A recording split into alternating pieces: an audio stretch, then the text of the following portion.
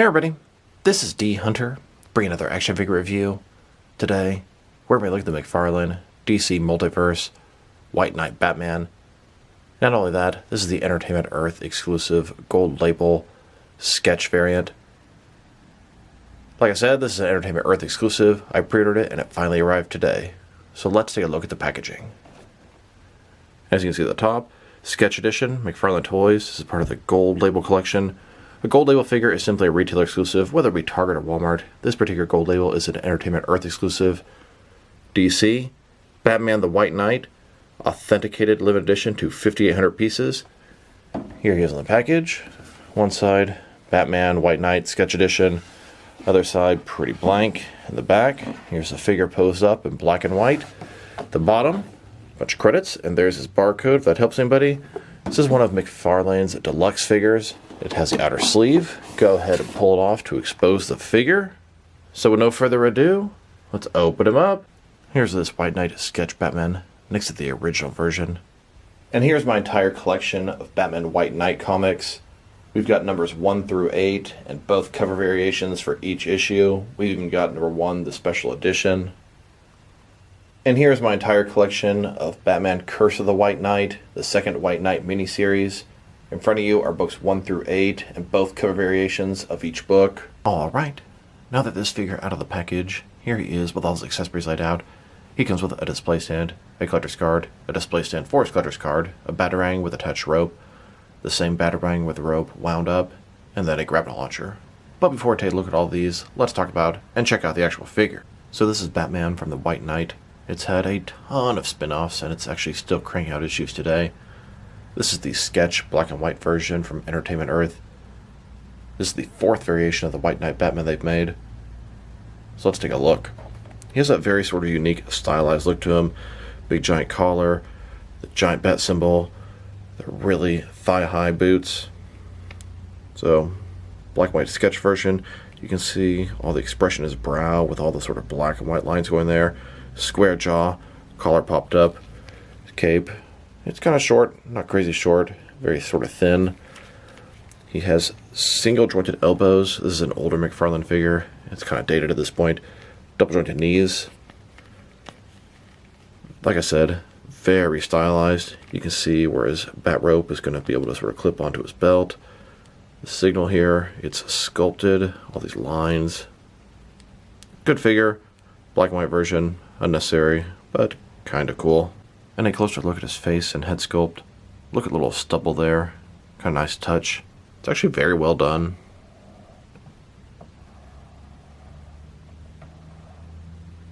Now let's check out his accessories. Let's start off with the boring stuff.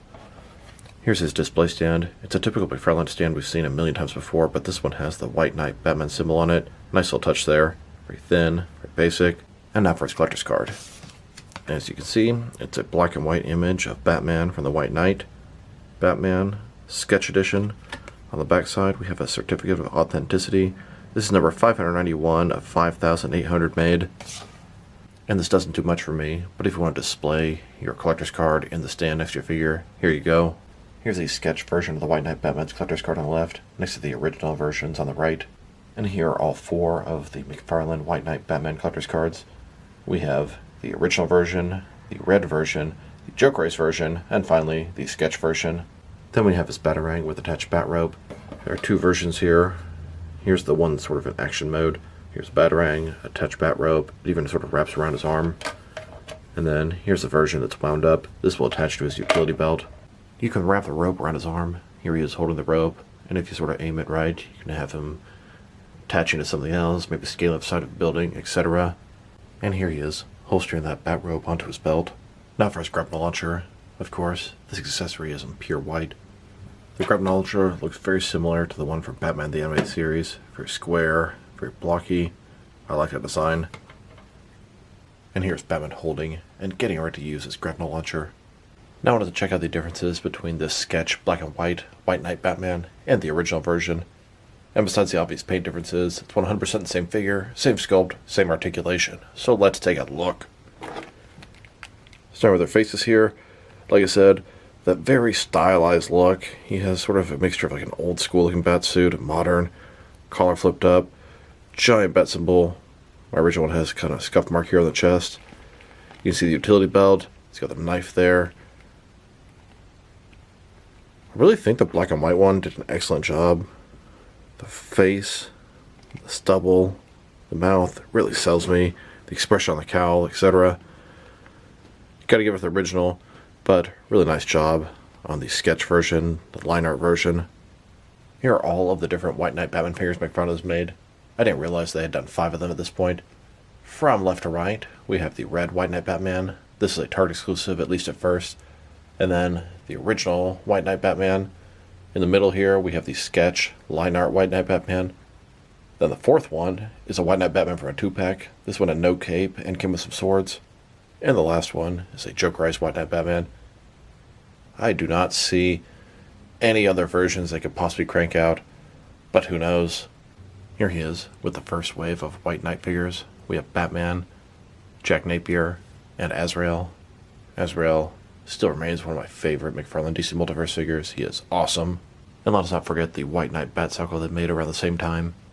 They also released a couple of Azrael and Batman armor figures, both in black and a silver repaint. The black one was released as both a single and in the 2-pack with this capeless White Knight Batman.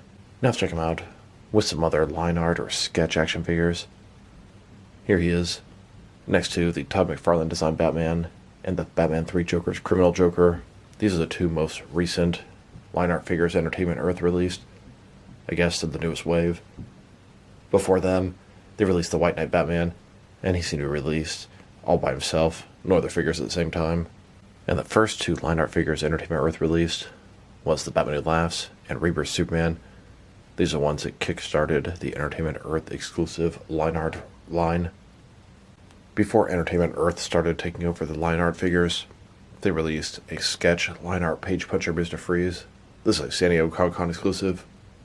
Here are all the traditional McFarlane DC Multiverse sketch or line art action figures.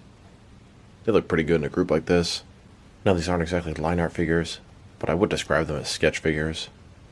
Here he is, next to the Page Puncher Batman and Black Adam for the first Page Puncher wave. These guys are done in sort of gray and black colors, and I think they made the sketch criteria.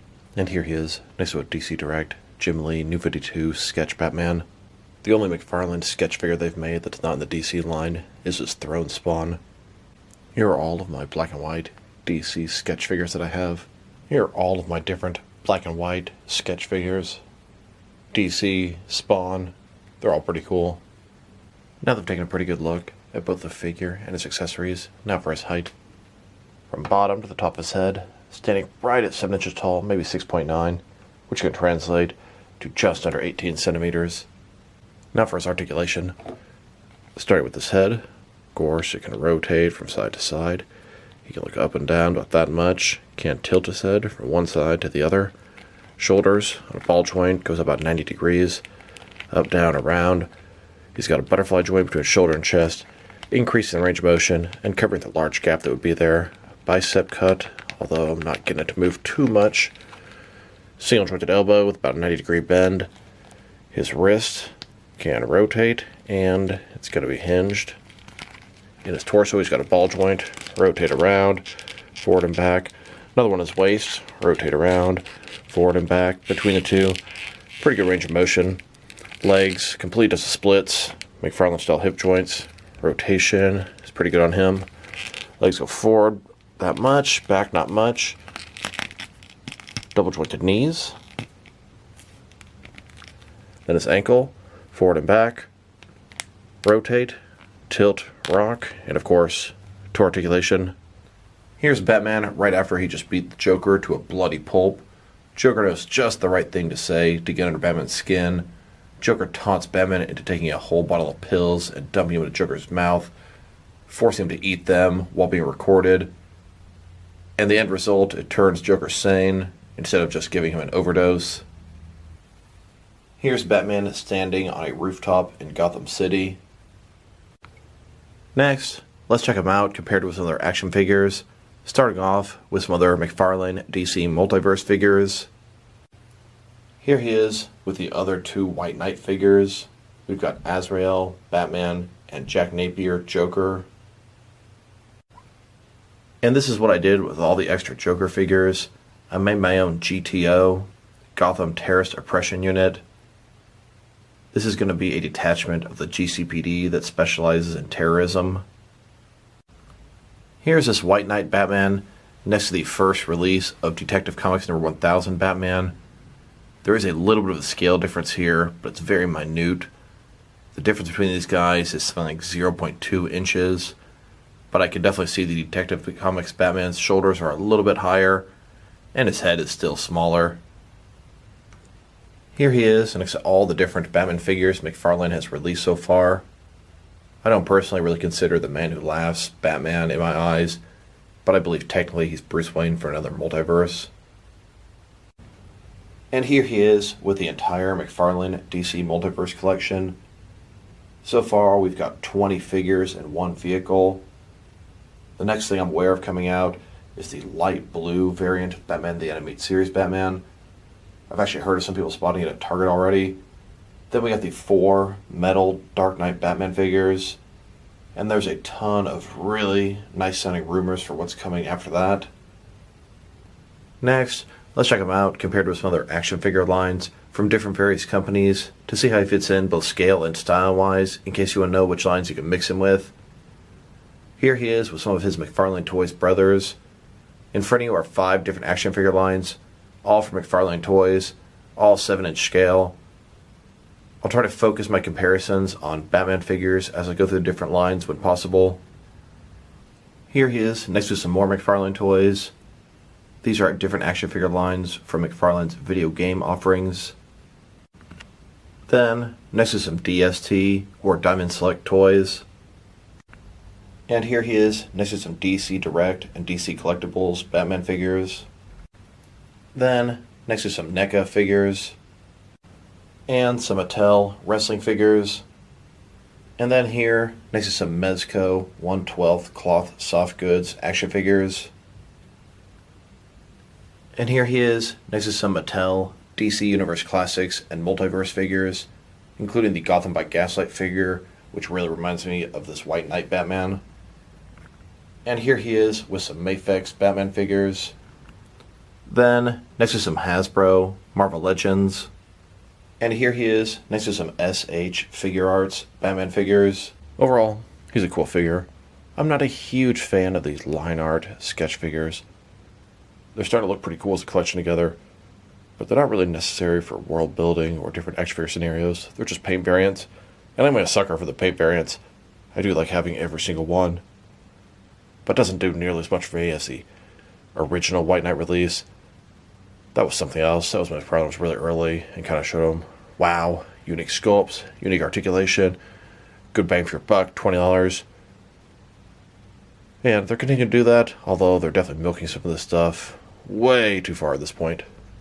If I were to rate this figure, probably give it a 6 out of 10. I do really actually like the way it looks. The expression, his brow, the stubble, his face is very well done. So this is D Hunter. Thank you guys for watching this video. If you liked the video, press like below.